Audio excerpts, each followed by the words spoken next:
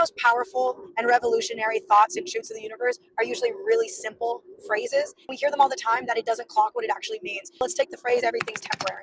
Everything's temporary. Everyone's heard this. Everyone's been told this, especially when something bad's happening, but it doesn't resonate with you. Let me tell you all the things that are surrounding that statement that will help you understand how powerful this concept really is.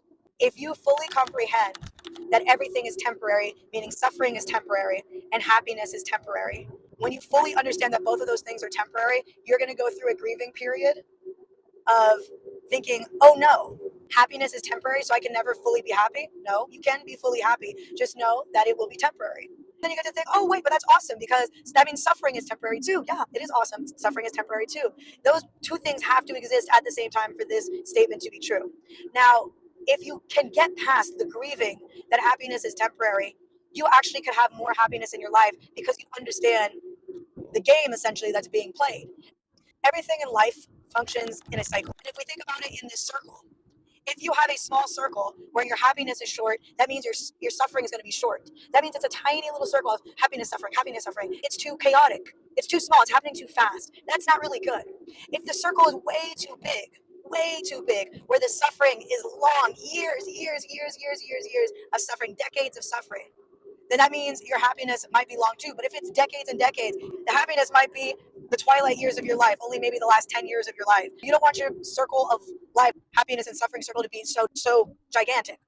What you want to figure out, what's the right circle size for me to have the most amount of happiness per the amount of suffering that I'm having. It's not like a math equation necessarily. What it actually is learning how to read the signs of the universe. So stick with me here. If you start noticing in your life that you need to change something, you become sad and depressed and anxious because you don't want to do something anymore, something that doesn't get you anything, whether that's a job that's stagnant, a relationship that doesn't fulfill you, whether that's romantic, friendship, or even interactions with family. If you're noticing that something fully drains you and there's no positive outcome on the other end of it, you need to change it, but you're scared. That's you seeing the signs that you need to make a pivot. When you refuse that sign, you are elongating the suffering process. You might not even understand that you're in suffering. You will elongate that process, and that circle is going to be huge. If you start noticing the signs, like if you're on a freeway, there's a sign coming up, my exit's coming. Okay, 5 miles. There's a sign, 3 miles. I have to get off right here. 2 miles. It's going to get off. 1 mile. You better get off. You better get off on your freeway. Because guess what? If you don't get off on your exit, the universe will create a situation that is so difficult for you that you will be forced to exit. Let's say, again, with the freeway analogy, huge accident, you get hit and spun out and you exit because you were hit. Now, how much easier would life be if you just acknowledged the signs and got off on the right exit instead of having to be spun around and sent that direction? A lot of times people refuse to make changes until it is the most outrageous things that happens. How many times have we left a horrible relationship only because the most outrageous thing happens? They cheat, they hurt you physically, or a relationship, friendship.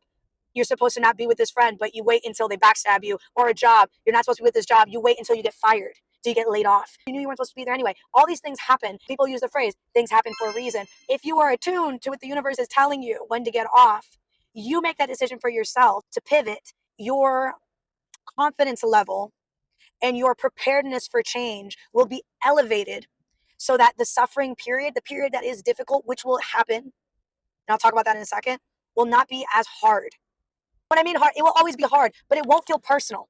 And that's the most important thing. If you allow the universe to create chaos for you because you're not reading the signs, it will feel personal. Why did this happen? Why did they break up? Why did they do this to me? Why did they fire me? It's all about the why. Instead of making the decision for yourself and going, this is.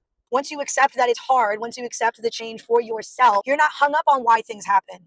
You're focused on how do I move through this to get to where I want to be, to get to my stability, to get to my happiness, to get to my joy, to get to my pleasure. You're more focused on that.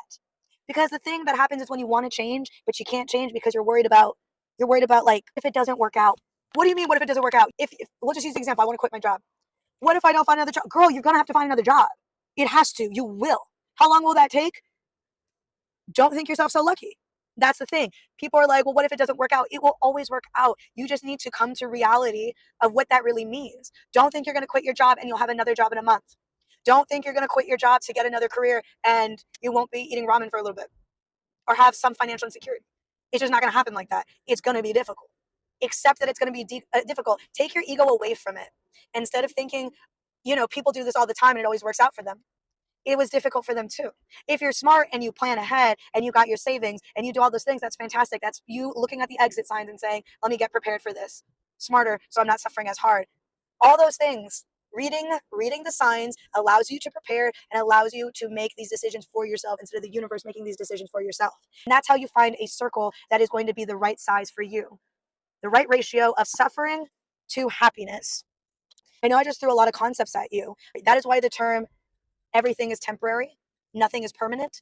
That is why that phrase is so powerful, because it is inviting you to read the signs of the universe. It is inviting you to prepare for change on your terms.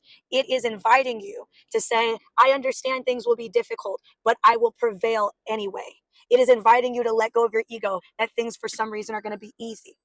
It is inviting you to do all of those things. And that is why that phrase is a truth that is so powerful and you should be using in your life.